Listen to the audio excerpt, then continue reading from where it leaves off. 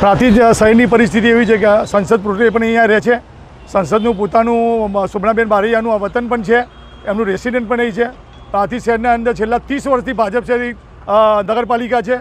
વિકાસના નામે ટોટલી મીંડો છે, ભ્રષ્ટાચારથી ટોટલ લોકો વ્યસ્ત છે. એકદમ બોગસ ક્વોલિટીનું કામ છે. સિટીની અંદર એક પણ એવો પ્રતિષ્ઠિત એવો રસ્તો એવો મને બતાવો.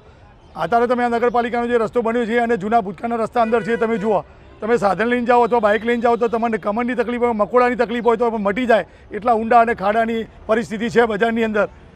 હજારો વખત રજૂઆત કરવા, પણ આ નઠોડ અર્થતંત્ર અને આ ચૂંટાયેલા પ્રતિનિધિને ખાલી કરપ્શન સિવાય કોઈ કામ કરવામાં લોકોનો કોઈ રસ નથી. નગરપાલિકા માટે દુઃખની બાબત કહેવાય કે સંસદ સભ્ય પોતે પ્રાંતિજની અંદર રહેતા હોય અને આવા રસ્તાની પરિસ્થિતિ હોય તો બીજા જોડે શું આશા તમે રાખી શકો? અમદાવાદથી શામળાજીને જોડતા નેશનલ હાઈવેની બાજુમાં આપણે આ પ્રાંતિજની અંદર જોઈ શકીએ કે રોડ રસ્તાની હાલત ખૂબ જ બિસ્માર છે.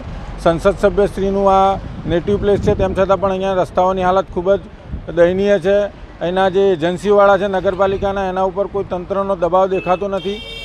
અહીંયા જે ગ્રાન્ટો આવે છે યોગ્ય રીતે વપરાતી નહીં હોય એવું દેખાઈ રહ્યું છે. તો અમે તંત્રને વિનંતી કરીએ છીએ કે ગ્રાન્ટોનો યોગ્ય ઉપયોગ કરવામાં આવે, અહીંના રોડ રસ્તાને વ્યવસ્થિત કરવામાં આવે એ મારી માગણી છે.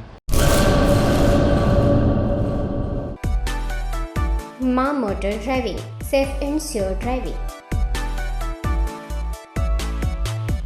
ડ્રાઇવિંગ એ શોખ સાથે આપની મોટી જવાબદારી પણ છે. અમારા ઇન્સ્ટ્રક્ટર દ્વારા સચોટ અને સરળ માર્ગદર્શન. આપની રોજની તાલીમની માહિતી મેળવીને શું અધુરાશ છે એના ઉપર પૂરું ફોકસ કરાય છે.